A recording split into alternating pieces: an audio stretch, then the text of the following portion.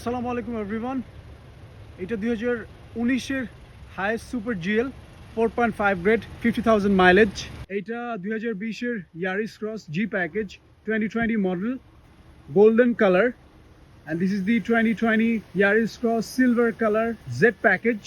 As you can see, the alloy differences between Yaris Cross, and this is the Honda Inside EX Black Style 2019 model, auction grade 5, 25,000 kilometer. And this is the Honda Grace 2019 model.